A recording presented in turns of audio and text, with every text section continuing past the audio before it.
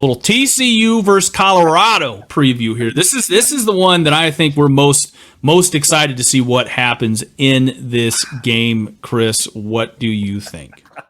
I'd love to make the case for the Colorado, man, but Christian, it's tough. I don't see how this. For one, TCU is a 21-point favorite in this game.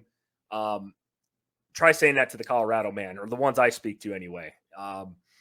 This game will have a ton of clout behind it simply because of Deion Sanders. I think you guys already know that. The big thing with Colorado is with this revamped roster. I mean, the whole roster is almost completely torn apart. New guys, transfers. Yeah, you bring in a couple 5-stars, kids. You got Travis Hunter, Shedeur Sanders, and like I said, I've said this a million times.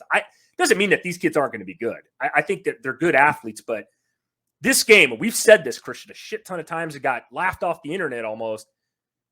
Colorado's offensive defensive line looks small to me. I've said it. I'm going to say it again. They look small in the spring game, if you want to call that glorified track meet that was. I don't see how they even stack up against TCU. I know people are going to tell me Max Duggan isn't there. Quentin Johnson is playing over with the Chargers, by the way. He's looking really good this preseason. They lose him. Yeah. They're big-time wideout. They lose a bunch of pieces off the defensive side of the ball from last year. I get all that, but TCU isn't a bad football team. They weren't a bad football team before the season started. Sonny Dykes is a hell of a coach. This game, to me, honestly, I'll be surprised if this thing is even close in the third quarter. I have TCU by 28 at least.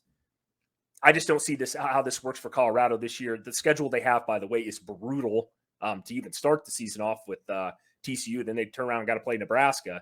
And then you get in the heart of that Pac-12 school, or Pac-12 school, excuse me. I like I said, if Colorado, they're just outmatched in every game. I'm sorry. And that doesn't mean Deion Sanders is going to be a bad coach, Christian. We've said that too. But you got to give this guy some time, get his guys in there. And like I said, the Pac-12 did these guys no favors on the schedule, man. Yeah, I mean, Chris, you're absolutely not wrong here. From the TCU side of things, though, I mean, look, dude, the Chandler Morris era is beginning there for the second time, right? Yeah. I mean, because he actually beat out Max Duggan last year to start the year off, got hurt, and then obviously we kind of saw what happened there.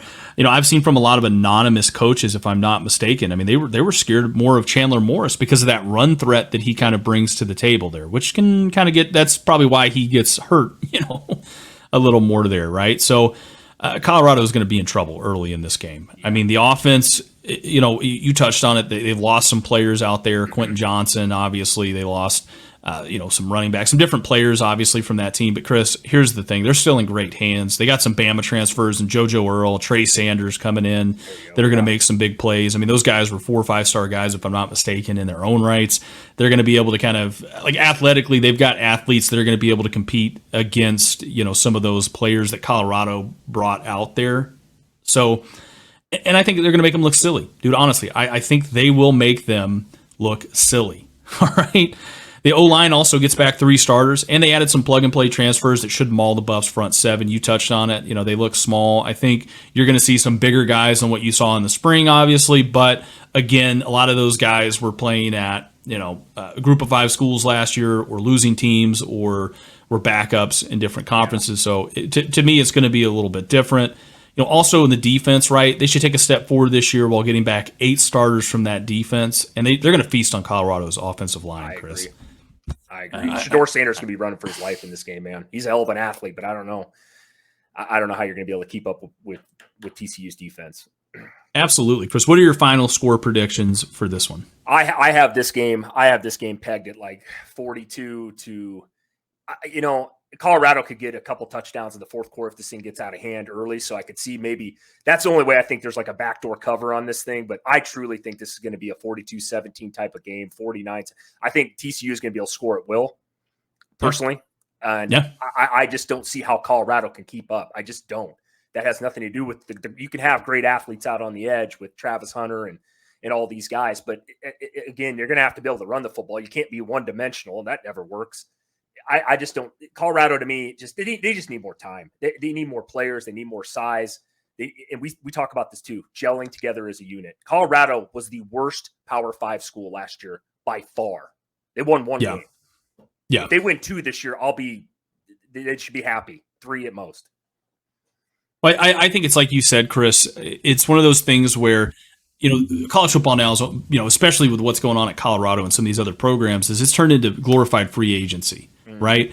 And you see it a lot of times, and we touched on this a couple episodes ago, where like even the Tampa Bay Buccaneers of recent note, where they kind of got a bunch of guys through free agency with Tom Brady, some of these other guys and their cats out there.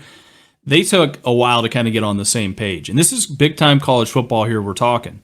So for Colorado fans and the fans that think Deion's going to have them obviously competing very early, it's going to take them a lot more time, dude. Against a team that, again, had a coach that got him to the national championship game last year, got blown off the face of the earth by Georgia. But still, I think I'm very similar in your sentiment here, Chris. Give me TCU 48, Colorado 24.